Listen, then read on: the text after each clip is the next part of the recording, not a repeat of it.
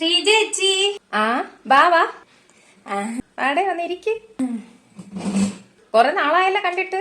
ഓ ഉത്സവമൊക്കെ ആയിരുന്നില്ലേ ചേച്ചി, അതുകൊണ്ടാണ് ഇങ്ങോട്ട് വരാൻ പറ്റാത്തത്. പറ, എന്തുണ്ട് വിശേഷം? ഓ എന്തൊരു പറയാൻ ചേച്ചി, അപ്പുറത്തെ ജിമ്മി പട്ടി കിടന്ന് കുരയ്ക്കണല്ലേ, ഒരു കൊച്ചു പട്ടി. ഉത്സവമൊക്കെ കഴിഞ്ഞാ?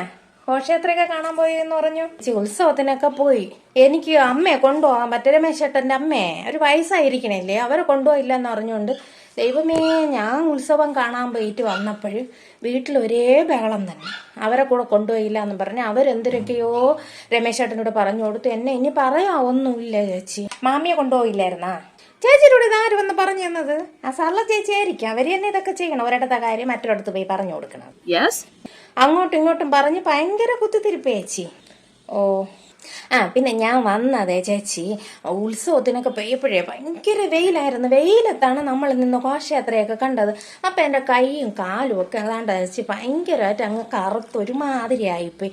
മുഖം ഒരു കളറും കൈയും കാലും ഒക്കെ വേറൊരു കളറും ആയിപ്പോയി. അതിനെന്തെങ്കിലും ചെയ്താൽ മാറുമോ ചേച്ചി? എന്തെങ്കിലും ഉണ്ടെങ്കിൽ ഒന്ന് പറഞ്ഞു തരുമോ ചേച്ചി? നമ്മുടെ ബേക്കിംഗ് സോഡ ഉണ്ടല്ലോ, അതെന്ത് ചേച്ചി? സോഡാപ്പൊടിയേ പറയണേ? അതെ, സോഡാപ്പൊടി.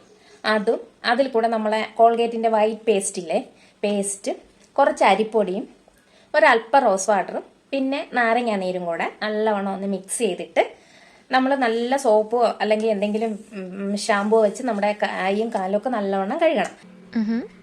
കഴുകിയതിന് ശേഷം ഈ മിക്സ് നല്ലവണ്ണം പേസ്റ്റ് രൂപത്തിലാക്കിയിട്ട് നമ്മളൊരു പാക്ക് പോലെ ഇങ്ങനെ അപ്ലൈ ചെയ്ത് കൊടുക്കണം. ഒരു 10 മിനിറ്റ് ഒക്കെ കഴിയുമ്പോൾ ഇത് ഉണങ്ങി പിടിക്കും. അപ്പോഴത്തേനും നല്ലവണ്ണം ഒന്ന് സ്ക്രബ് ചെയ്ത് മാറ്റി കഴിഞ്ഞാൽ നമ്മുടെ ഈ ടാനെല്ലാം മാറി. ശരി. നമ്മുടെ കൈയൊക്കെ നല്ലൊരു നിറവും വയ്ക്കും. പിന്നെ നമുക്കത് നല്ല സ്മൂത്ത് ആയിട്ടിരിക്കുകയും ചെയ്യും കേട്ടോ. അങ്ങനെ ചെയ്താൽ മതി അല്ലേ ചേച്ചി? വെയിൽ കൊണ്ടിട്ട് വരണത് ഇങ്ങനെ ചെയ്താൽ മതി. ആഴ്ചയിൽ 1-2 പ്രാവശ്യം ചെയ്താൽ മതി. ചേച്ചി പിന്നെ എന്ത് വരാത്തത് ഘോഷയാത്ര കാണാൻ? ഞാൻ വന്നില്ലടാ, നല്ല വെയിലല്ലേ. പിന്നെ ഇവിടെ പിള്ളേർ ഒറ്റയ്ക്കായിരുന്നു, അതുകൊണ്ട് വന്നില്ല. പിള്ളേർ ഒറ്റയ്ക്കല്ലേ? ശരിയടാ, എനിക്ക് ഒരു സ്ഥലം വരെ പോണം. അപ്പൊ ശരി ചേച്ചി, വേറെ വിശേഷമൊന്നുമില്ലല്ലോ. എന്നാ പിന്നെ ഞാൻ പോട്ടെ കേട്ടാ. ശരി, പിന്നെ ചേച്ചി പോ. എനിക്കും പോകണം. എനിക്ക് കുറച്ച് അടുക്കളയിൽ കുറച്ച് ജോലി കിടക്കണം, മീനൊക്കെ വെക്കണം. ശരി.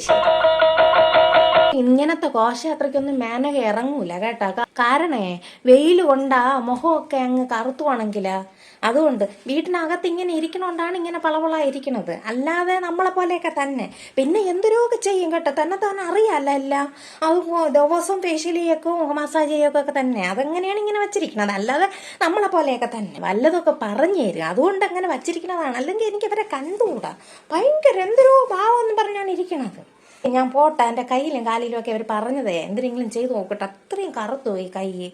ശരി, പിന്നെ ഞാൻ പോട്ടെ. അയ്യോ, ഒരു കാര്യം, ഞാൻ ഇവരെ പറ്റി ഇങ്ങനെ പറഞ്ഞതൊന്നും പറഞ്ഞു കൊടുക്കല്ലേ. പിന്നെ ഇവര് നമ്മളെ കാണുമ്പോൾ മൈൻഡ് ചെയ്യൂല, പിന്നെ ഒന്നും പറഞ്ഞും തരൂല. അതുകൊണ്ടാണ് പറഞ്ഞു കൊടുക്കല്ലേ. പറഞ്ഞു കൊടുക്കില്ലല്ലേ? ശരി.